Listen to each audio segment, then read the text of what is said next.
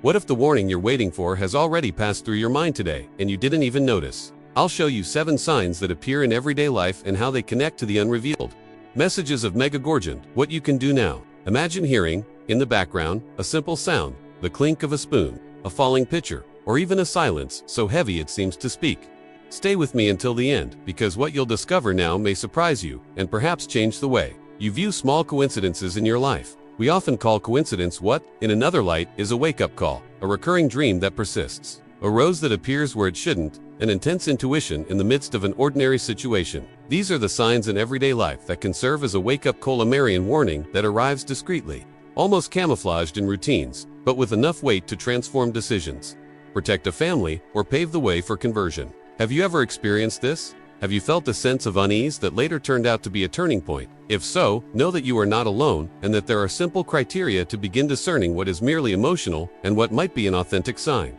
Throughout this video, we'll clearly discuss the 7 unrevealed messages of Medjugorje, how they manifest in practical situations, in prayer that regains meaning after years, in an inner hunger for silence and fasting, in the sudden impulse to repair a broken relationship, or in that inexplicable protection that prevents an accident.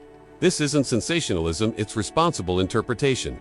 Our goal here is to inform and generate connection without creating panic, offering tools to help you learn to recognize patterns and act with discernment.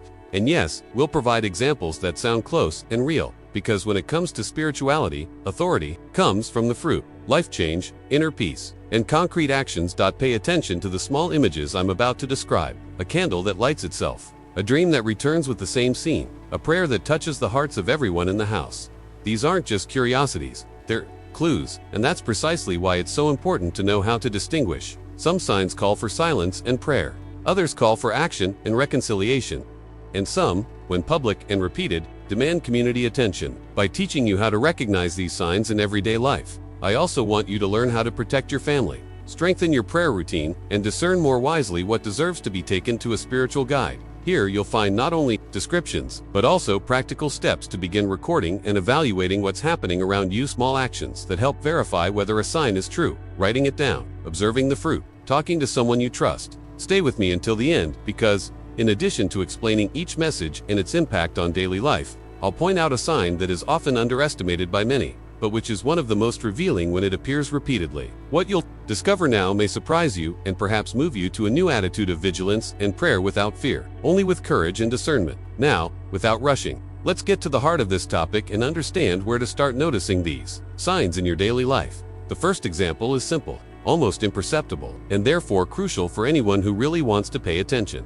If this topic resonates with you, leave a comment below with what touched you most. Share an experience you've had, or simply tell me how it made you feel. Reading your story will help me better understand what people are noticing and could become the subject of a future video. Your story may comfort someone who's been through something similar. If you're enjoying the content and want to see more videos that help you identify signs in everyday life and interpret the messages of Medjugorje, seriously, click like. It's a simple gesture, but it shows that this kind of conversation matters and encourages us to continue producing with care. And if you want to follow this entire journey of spiritual vigilance, practical prayer, and discernment, subscribe to the channel. When you subscribe, I know I'm not just speaking to a screen, but to a community of people seeking to grow in faith and awareness. Your participation here is what makes this channel grow and reach more people with this kind of content, allowing more families to learn to recognize signs that can protect and transform lives. It's not about numbers, it's about the reach of a message that can save a turning point in someone's life.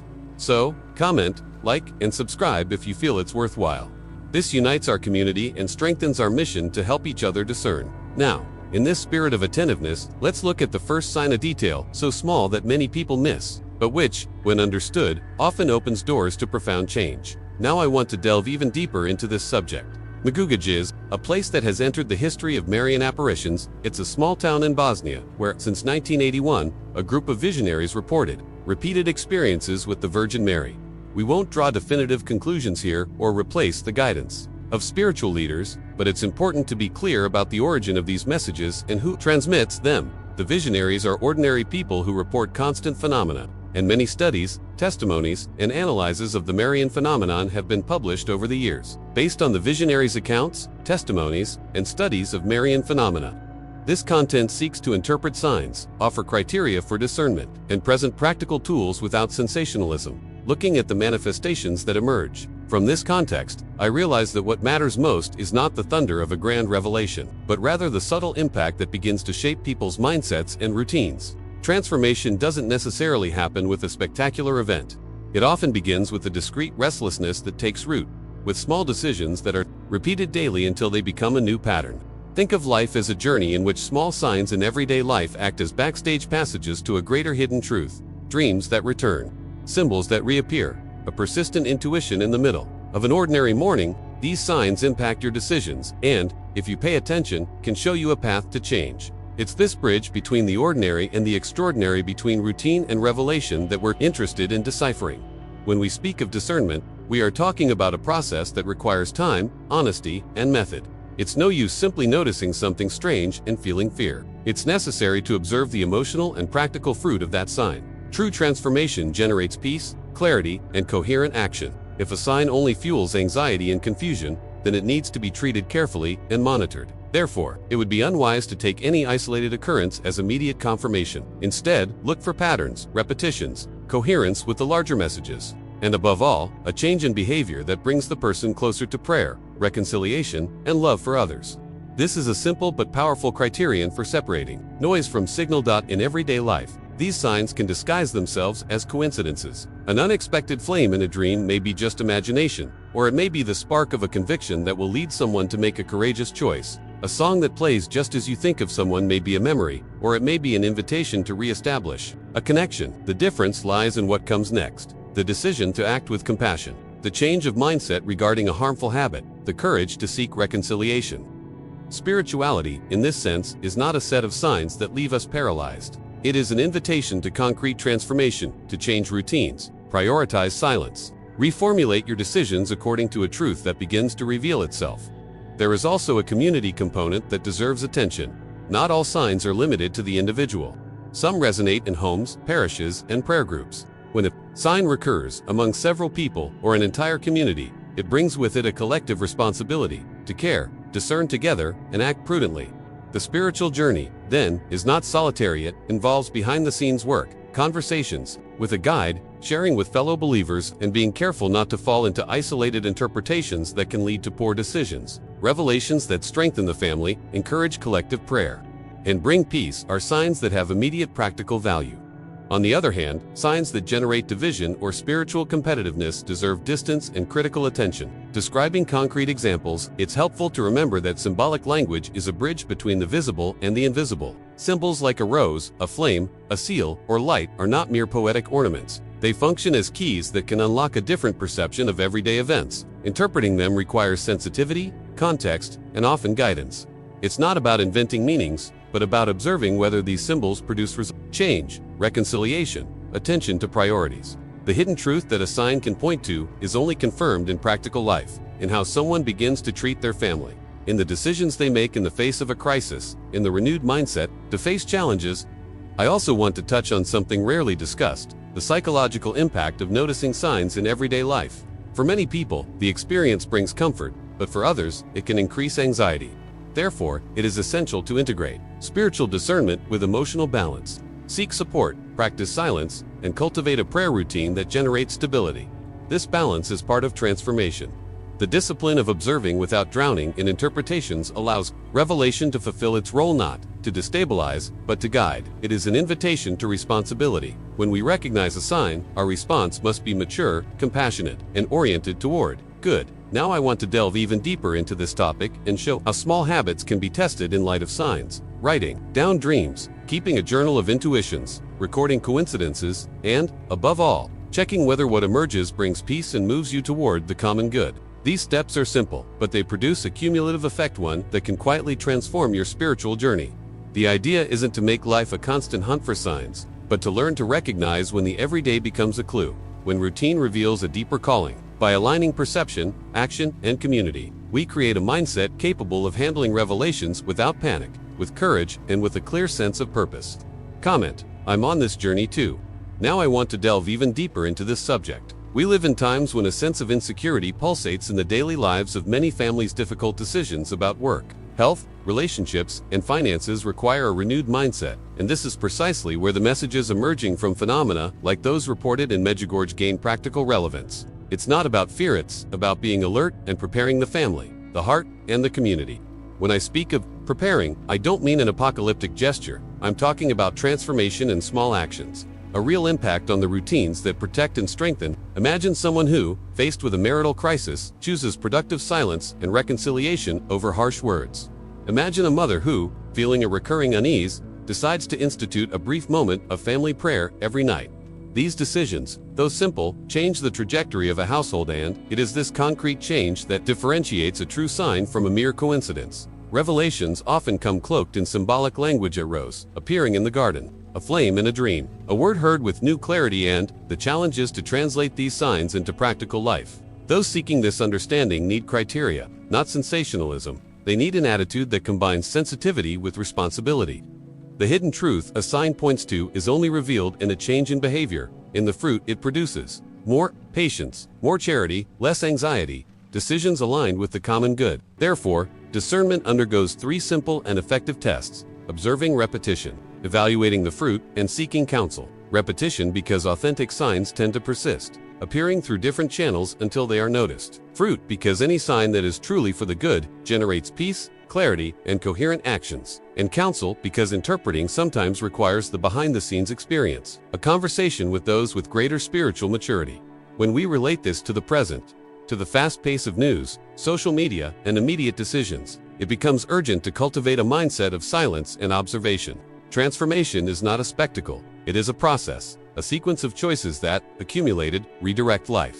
And this journey requires courage to reduce the noise, to choose the inner over the outer, to prioritize what builds family and community.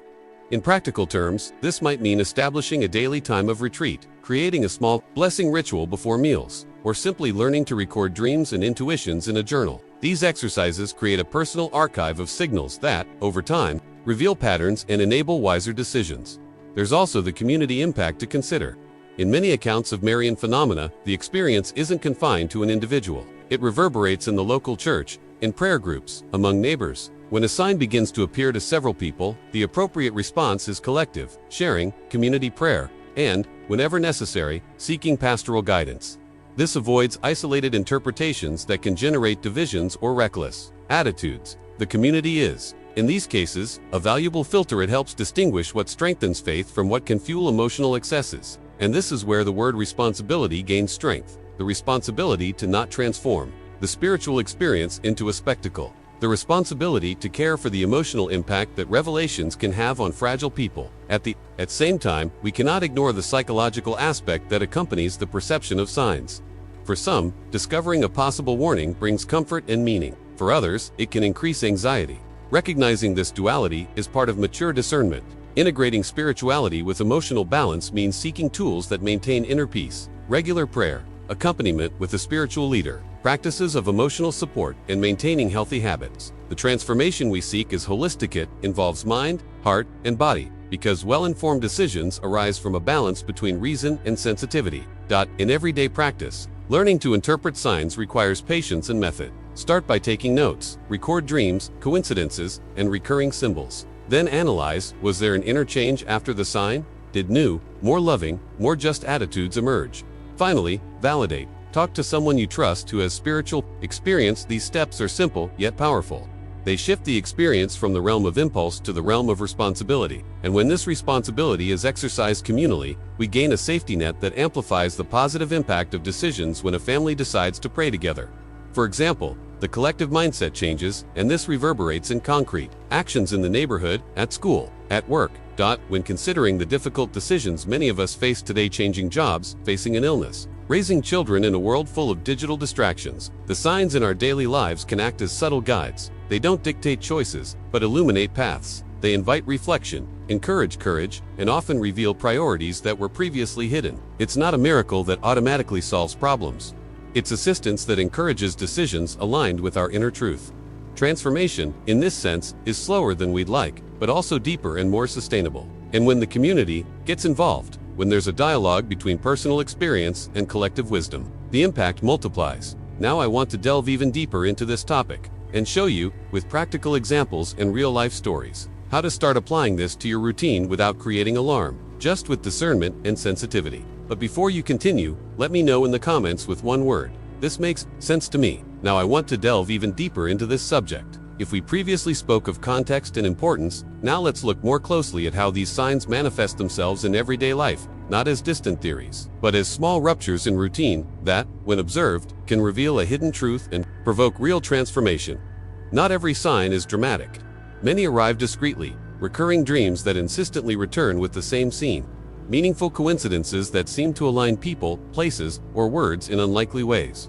Signs in nature, like a flower that blooms out of season or a light that catches our attention on the horizon. Sudden shifts in prayer or in our family consciousness when the entire house seems to awaken to a new feeling, and symbols that reappear: the rose, the flame, the seal, with a consistency that defies chance. These modes of appearance are varied, but they share one characteristic. They arrive disguised in routine, requiring us to be attentive to recognize them. When I mention recurring dreams, I'm not just talking about nocturnal imagination. I'm talking about dreams that return with similar nuances and leave a lingering impression upon waking, as if something deep inside has been touched. These dreams can point to decisions that need to be made, relationships that need repair, or a direction your spiritual journey is encouraging. Significant coincidences, in turn, act like small road signs, a phrase you hear 3 times in the same day, a person who appears just as you were thinking of them, an encounter that alters the course of a thought. At first glance, they seem like simple accidents, but when they recur and bear fruit, a change in attitude, a reconciliation, a decision, they reveal a pattern worth recording. Signs in nature have a special timbre because they speak directly to the senses. An unexpected rose in the garden may be poetry, but if it reappears to different people in the house, or is associated with a moment of prayer, it takes on a broader meaning. The flame in dreams or visions has been, in Marian accounts, a symbol of purification and vigilance. The seal appears as a sign of protection or a commitment to be kept. Sudden changes in prayer or family consciousness are perhaps the most practical, when the entire family, without planning, feels a greater desire to pray. When dinners become moments of silence and blessing, when the priority shifts from digital distractions to presence, then we have a concrete fruit that shows something is working in the routine. These practical effects are the signs that tend to validate the presence of a message that came to transform, not just to move. But how do we filter the signal from the noise? How do we prevent the heart from creating stories where there is no purpose here? Criteria that function like a compass come into play: seeing the fruit and checking for coherence. Seeing the fruit means observing what comes next. Did the signal bring peace or increase anxiety? Did it generate concrete actions of love, reconciliation, and responsibility? Or did it only fuel curiosity and fear? Authentic transformation tends to produce calm, clarity, and practical actions. A person who decides to forgive, who seeks help, who changes small but consistent habits. Coherence is the second test. An isolated signal carries weight, but authentic signals often recur in different forms: a dream, then a coincidence, then a symbol in nature, all pointing in the same direction. When these instances converge, the likelihood of us being faced with something real increases. In practice, building this filter is an exercise in discipline. Start by recording everything. Keep a notebook or digital file where you jot down dreams, coincidences, and impressions. Write down the date, the detail that caught your attention, the emotion that accompanied it, and any changes you noticed later. Over time, this personal file reveals patterns, and patterns are the raw material of discernment. At the same time, talk to someone you trust, a spiritual leader, a mature friend in the faith, someone who can read the situation with balance and without sensationalism. The community acts as a mirror that corrects exaggerations and confirms signs responsibly. And don't underestimate the psychological dimension. Always evaluate whether what you're perceiving isn't born of anxiety, disordered hope, or external influence. A good criterion is to ask, does this bring me closer to good, or does it just increase my restlessness? The answer is usually clear. Another useful practice is to test small habits in light of the sign. If a dream points to silence, try setting aside 10 minutes a day for reflection. If a coincidence awakens the urge for reconciliation, make a concrete gesture. However small, observe the impact of these actions on your mindset, your decisions, and your family environment. True transformation is cumulative. It doesn't happen overnight, but is built through repetition and coherent choices. Also, pay attention to the repetition of symbols. A rose appearing once may be coincidence. 3 times in the same week is not usually. A strange light in the sky for one person may indicate individual understanding, but if it is perceived by several people in the same space, the interpretation requires collective care. In the field of revelations, it's vital to avoid spectacle. Not every story needs to be told with dramatic emphasis. Not every experience is meant to be made public. Healthy discernment protects both the person experiencing the sign and the community that accompanies them. Revelations are effective when they bear fruit, peace, love, transformation, and not when they fuel vanity or fear. The impact we seek is always the common good, transforming mindsets, guiding decisions, and strengthening family and community bonds. Behind the scenes of this process are routine, silence, and small choices that, together, reveal a new direction for life. Now I want to delve even deeper into this topic and show you, with examples that sound relevant and applicable, how to differentiate a real signal from a hasty interpretation, how to integrate this perception into your routine without losing your emotional balance, and how to use this sensitivity to make decisions more aligned with the good. Comment below. That makes sense to me. Now I want to delve even deeper into this topic. From what we've already explored, it's clear that there's a thread that unites experience, method, and responsibility. Perceiving signs in everyday life is a practice that requires sensitivity, but also discernment. It's both an intimate journey and an invitation to community care. To flesh this out, it's worth taking a quick, direct, almost pocket-sized look at the 7 unrevealed messages that emerge in the accounts surrounding Medjugorje. I won't dwell on elaborate theology. I'll present each one in a sentence as clues that we'll then carefully unpack, showing their practical translation into transformation, mindset, and everyday decisions. The first message can be summarized as a call to profound conversion, a summons to reorient one's life, change priorities, and allow hidden truth to transform habits. The second is an incisive call to renewed prayer, not a prayer of technique, but a prayer that changes the heart, creates intimacy, and instills courage in choices. The third message insists on fasting and sacrifice as instruments of purification and greater clarity. It is not punishment, but an ancient method to cleanse the mind and soul and enable wiser decisions. The fourth directive speaks of reparation and reconciliation, an invitation to mend what has been broken, repair relationships, and restore the communion that sustains families and communities. The fifth message emphasizes the protection of the family, highlighting concrete practices of spiritual care and routine that defend the home against modern distractions and dangers.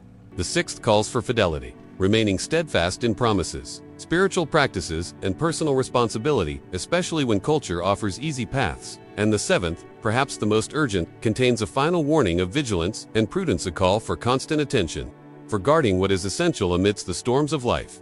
With this overview in mind, my promise is simple. Now we will go down in groups to understand how each one manifests in your daily lives, how these themes become tangible signs, and what practical steps to take to respond wisely. The big question is this: how to translate each message into actions that have a real impact on your daily routine. The answer lies in recognizing that each sign functions as a guiding thread, a sequence that starts deep within, crosses your mind, and culminates in decisions. When conversion begins to take place, for example, it manifests itself in small, repeated choices. When prayer becomes central again, the atmosphere in the home changes. When fasting is resumed with purpose, your mind clears. These are not empty promises, they are concrete effects, the fruit of persistent practice, behind the scenes of a life that is slowly transforming. To make this applicable, we need to talk about indicators. What should we look for at home, at work, in our dreams, and in our relationships to identify that one of these messages is manifesting? First, observe changes in attitude that persist for days. Someone who begins to seek silence, who seeks spiritual mentorship, who demonstrates a desire to make amends for an offense. These are signs of conversion and reparation. Second, record sensory repetitions, dreams with similar themes, recurring symbols, coincidences that point to the same theme. The coherence between these occurrences is a strong marker. Third, evaluate the practical fruit. If an experience leads to more patience, more generosity, less anxiety, then we have a signal that is bearing fruit and therefore deserves attention. And finally, consider the community impact. Signals that affect more than one person or that reverberate throughout a community tend to call for a collective and balanced response. There's also a useful technical dimension. Simple recording and analysis methods that help us separate noise from signal. Keeping a journal where you record dreams, coincidences, and sensations is a disciplined gesture that builds a personal database. Comparing these notes over the weeks allows you to perceive patterns, asking guiding questions after each experience. What changed in me? Is there any fruit? Did this bring me closer to goodness? Is an exercise in discernment that avoids hasty interpretations. And seeking mature counsel when experiences become more intense is always prudent. The community and the background. To the spiritual experience, a guide, a confessor, a balanced friend act as filters that protect against emotional excess and guide us toward concrete actions. When talking about practical application, we cannot lose sight of ordinary life. Transforming mindsets means fostering routines that reinforce attention and care. Small rituals, such as moments of silence before major decisions, brief family prayers before meals, or the practice of recording dreams for 3 weeks straight, function as transformation laboratories, home experiments that produce data on the presence of signs. The truth is that the journey of discernment is less about spectacular responses and more about daily habit changes, with decisions that, together, generate a real impact on family, work, and community. It's also important to recognize that not every sign requires public action. Many revelations fulfill their purpose privately and within the family. What matters is the fruit. On the other hand, when we see signs that expand their reach by multiple people, bringing peace and responsibility, the responsible response is collective, group prayer, sharing with spiritual leaders, and practical measures that protect those most vulnerable. This balance between the intimate and the communal supports a mature mindset, which avoids both absolute skepticism and sensationalism. Now I want to delve even deeper into this topic. And below, I'll share real-life stories that show how each of the 7 messages can emerge in practice and how small decisions have changed the course of entire families. Before we move on, if you resonate with what we've said, comment below. This resonates with me. Now I want to delve even deeper into this subject. When we talk about conversion and prayer, we're touching on the foundations of the spiritual journey, not in theory, but in the daily practice that changes a person's mindset and decisions and, consequently, the impact on family and community. Conversion isn't just a passing feeling, it's a guided change, a slow and steady shift that alters priorities and habits. It often begins with a restlessness that can't be contained, a nagging feeling that something needs to be fixed, a persistent memory, a guilt that, though diffuse, manifests itself in sleepless nights. This discomfort can be the first breath of profound transformation, and prayer is often the answer that colors this process with meaning and calm. Prayer, here, isn't a mechanical ritual, it's a conversation that changes the heart, that rebuilds the courage to make difficult decisions. With serenity, imagine a person in the midst of a hectic routine, between work, children, and bills, who begins to feel a sudden urge to pray. At first, it's just 15 minutes before bed, then a silent request in the kitchen, then a desire to seek confession.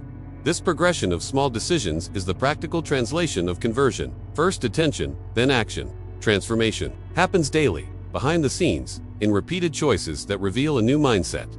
It's not something always announced with flashing lights and grand signs. It's often a discreet, almost anonymous process that gains strength when cultivated consistently and with community support.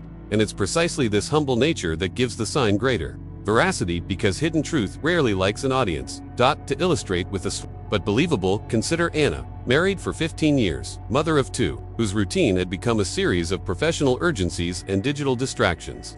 For several weeks, Anna has a recurring dream. She sees a table with empty chairs and, on top of it, a clean plate. Upon waking, she feels a pang. She realizes that family meals have become a time of television and rush. Her uneasiness grows, and instead of denying it, she writes the dream down in a notebook. The next day, before dinner, she decides to turn off the TV and invites the family for a simple blessing. It's not a spectacular gesture, only 5 minutes, but those 5 minutes begin to become a habit. After a few weeks, the atmosphere in the house changes, conversations start again. The children open up about school, and she and her husband find time to mend small disagreements. Months later, after seeking a confessor at the suggestion of a friend, Anna experienced a reconciliation that she says saved her marriage. The recurring dream was just the trigger. Conversion was a series of small, continuous decisions made with courage and discipline. This is the practical framework of conversion: dreams, attitudes, discipline, and fruits. Prayer, in this process, acts as both a thermometer and a medicine. When prayer, once again, occupies a consistent space in one's routine, it brings clarity to decisions and reduces the emotional noise that often masks the call. A person may find that by setting aside time for daily silence, decisions that previously seemed chaotic begin to be made with more lucidity. The mindset shifts. Choices that were once impulsive reactions become thoughtful responses. Prayer doesn't provide magical answers, but it tunes the heart to perceive paths, to listen to advice, to resist easy options that, in the long run, lead to wear and tear. It's a kind of inner training that adjusts the moral and emotional compass, inviting transformation step by step. There's also an element of courage in the decisions conversion requires. Often, the initial signal calls for reparation, calling someone, asking for forgiveness, stopping harmful behavior, reducing distracting digital influences. These decisions have an immediate, practical impact. They rebuild trust, reduce tension, and produce peace. And when prayer accompanies these decisions, the process becomes sustainable, the mind finds rhythm, the heart finds direction, the family notices the new tone emerging in the home. This is the kind of change that doesn't make headlines, but it has a profound effect. It builds a foundation for future revelations and strengthens the community against emotional storms. Another important aspect is humility and discernment. Not every uneasiness is a sign. Not every sudden urge to pray needs to be treated as a revelation. That's why the practice of recording dreams, noting sensations, and evaluating the fruit is so valuable. A heart trained by prayer learns to differentiate between impulse and calling. True transformation is evidenced by repetition and fruit. More patience, less conflict, decisions that favor the common good. And when these changes are perceived by several people in the house, the interpretation gains communal strength. Then, space opens for dialogue with a spiritual guide or a mature friend in the faith, who can help translate what is happening into concrete steps. The impact of these decisions also reverberates in the education of children. A family that resumes a small prayer ritual or decides to set aside time for one another reduces exposure to digital distractions and builds habits that shape mindsets. The hidden truth that many messages convey thus ends up revealing itself in simple practices: eating dinner without devices, praying briefly before bed, setting aside a weekly time for in-depth conversations. These practices create an environment where conversion finds fertile ground. Pruning distractions facilitates the emergence of choices aligned with love and responsibility.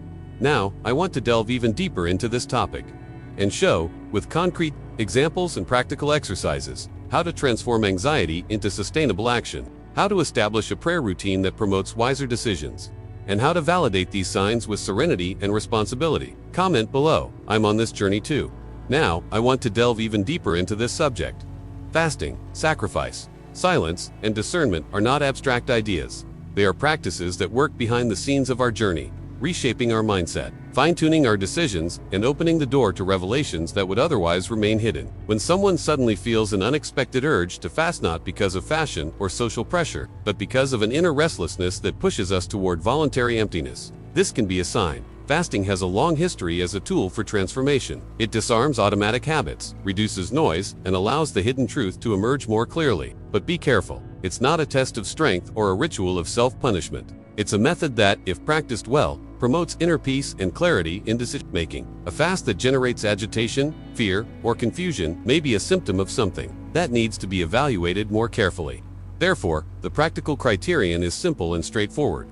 Observe the fruit. If, after a well-intentioned fast, you find greater serenity in making decisions, more space to listen to an inner voice that calmly guides, if a genuine inclination to repair relationships or prioritize what matters emerges, then something authentic is likely happening. If the effect is exactly the opposite: anxiety, disorientation, feelings of excessive guilt, then it's time to prudently reevaluate, involving, if necessary, a spiritual guide or even a health professional if there are physical issues involved. Sacrifice, similar to fasting, can take many forms: giving up a television program that takes up your evenings, reducing your time on social media, giving up a habit that saps your attention, or even offering time to help someone without expecting anything in return. The practical impact of these choices is often surprising. By giving up something that consumes your hours, we create space for prayer, for listening, for decisions more aligned with the common good. Real transformation occurs in the repetition of these small sacrifices, in the patience of those who choose to build a new routine instead of seeking dramatic solutions.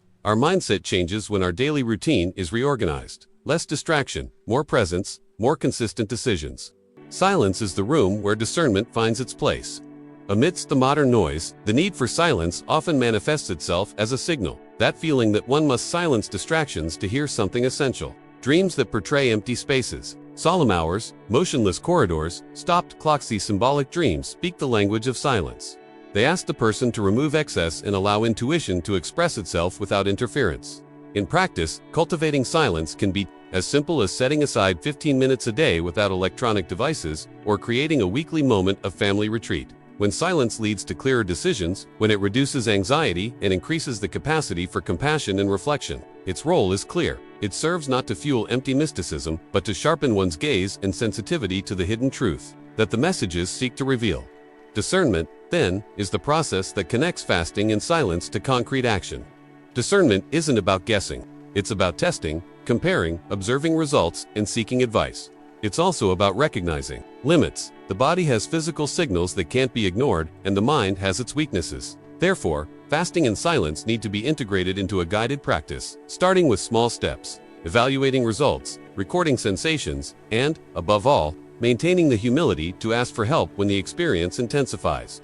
Authority here isn't a distant concept. It's the practical wisdom of those who have already walked these paths. The tradition that teaches how to balance spirituality with emotional balance. When a fast, for example, leads to increased anxiety, the sensible step is to suspend it and consult a guide, spiritual or medical, to understand what's happening. This doesn't devalue the experience. On the contrary, it protects it. There are practical signs that help identify when fasting and silence are true instruments of revelation and not mere emotional responses. First, persistence. A fleeting impulse that fades at the first obstacle is hardly a sign. However, a will that persists and presents itself coherently in dreams, coincidences, and everyday sensations tends to be more significant. Second, the fruit. If small sacrifices produce peace and clarity and generate concrete actions of love and responsibility, then they are aligned with a healthy message. Third, community coherence. When others close to you perceive similar benefits, less tension in homes, more dialogue, more serene decisions, this increases the reliability of the experience. Simple practices help transform intentions into clear data. Keep a journal where you record small fasting initiatives and moments of silence. How many minutes? What sensations you felt before and after? What thoughts arose? And was there a change in attitude? Then, compare over the weeks. Is there a pattern of increasing serenity? Do decisions become more measured? The journey of transformation is built on this empirical and humble foundation. Also, try variations of fasting. Fasting from screens for a weekend. Fasting from social media comments for a few days. Fasting from harsh words in your relationships. Each of these renunciations has a distinct effect on your mindset and may reveal variations in the signal you're perceiving. It's also essential to be wary of the temptation of spectacle, sacrifice, and fasting, when transformed into public performance, lose some of their spiritual effectiveness. The true impact lies in routine, in intimate decisions, and in the changes others perceive. A worthwhile transformation is one that sustains daily life, changes habits, and improves coexistence. In terms of practical decisions, when a sign of fasting or silence is identified, it's healthy to choose a concrete and limited step, perhaps 5 days of partial fasting, perhaps a half hour of silence daily, always observing the emotional and communal effect. This care avoids excess and preserves the integrity of body and mind. When fasting, sacrifice, and silence are combined with discernment, the impact on family and community can be profound.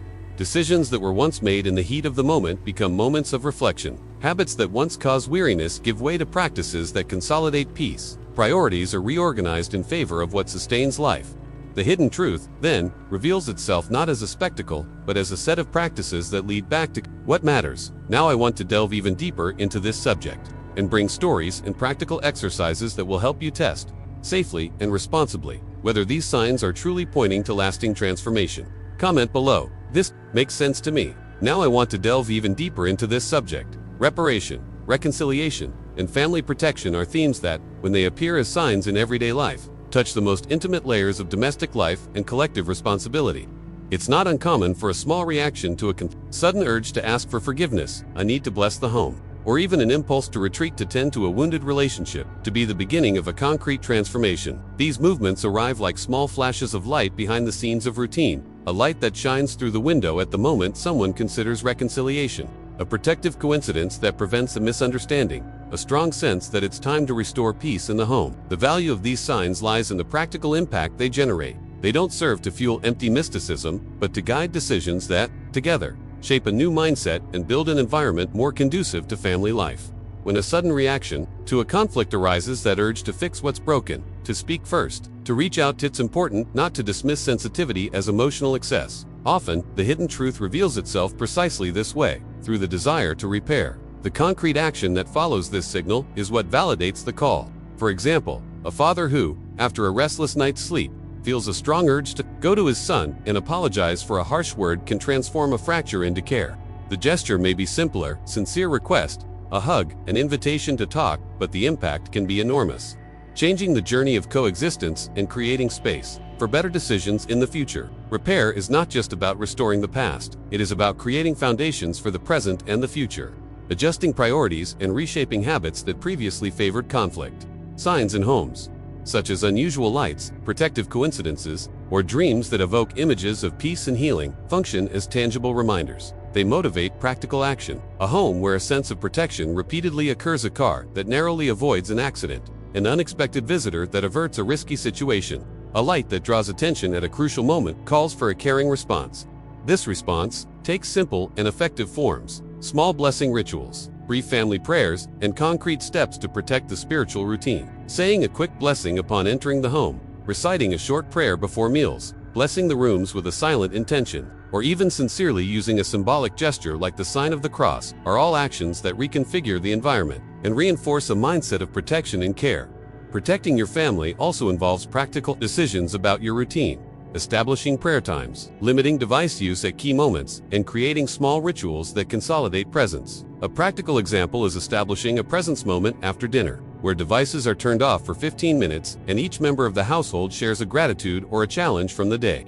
Another concrete action is to set digital boundaries, blocking notifications or creating cell phone-free zones during meals and before bed to reduce distractions and allow patience and listening to be re-established. These changes may seem modest, but they have an impact. Decisions that prioritize presence create fertile ground for dialogue, reduce conflict, and allow true signals to manifest more clearly. Without being drowned out by the noise of everyday life, there are also gestures of reparation that function as symbolic and practical bridges. Writing an apology letter, offering a service without expecting recognition, preparing a meal together that symbolizes a new beginning, or establishing a small weekly reconciliation ritual.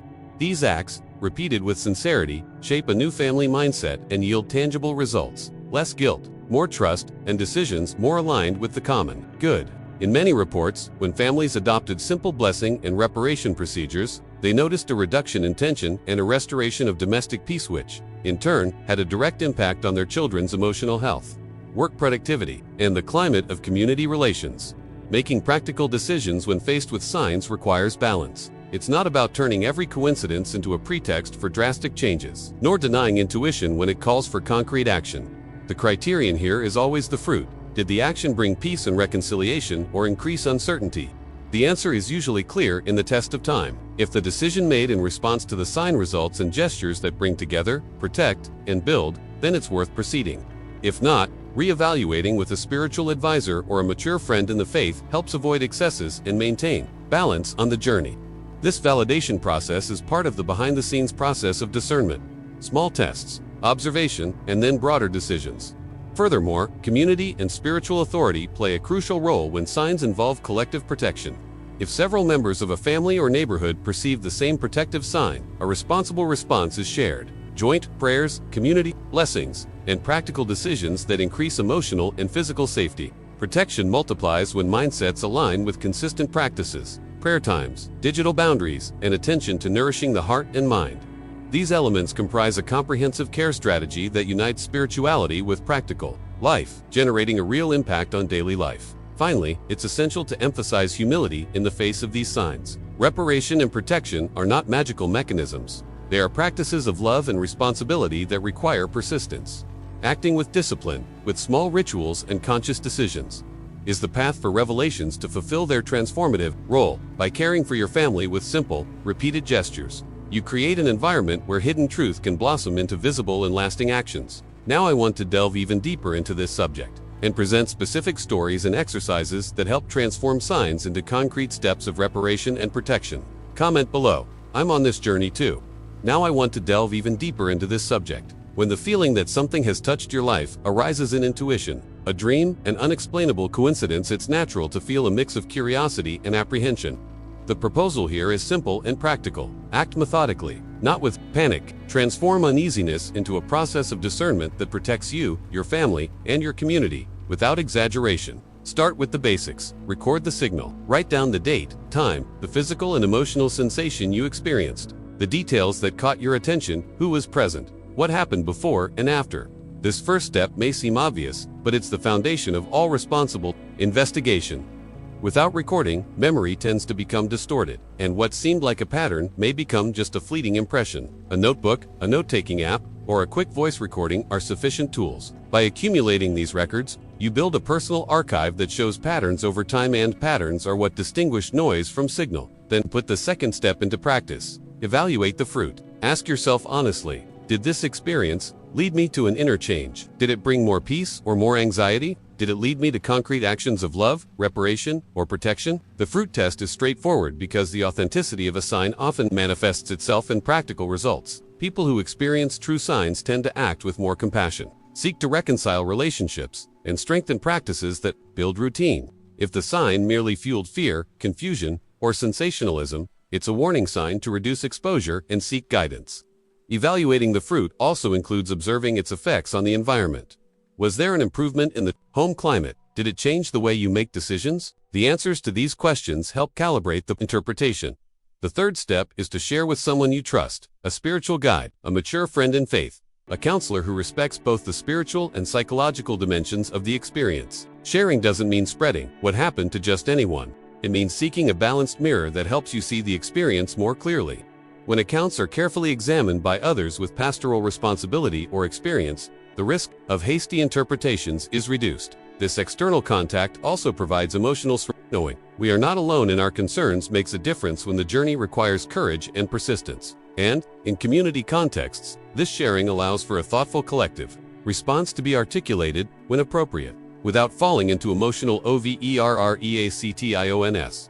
In describing these 3 steps: recording, evaluating, fruit sharing, it's important to reaffirm a principle that guides the entire approach. It's not panic, it's preparation acting with faith and discernment.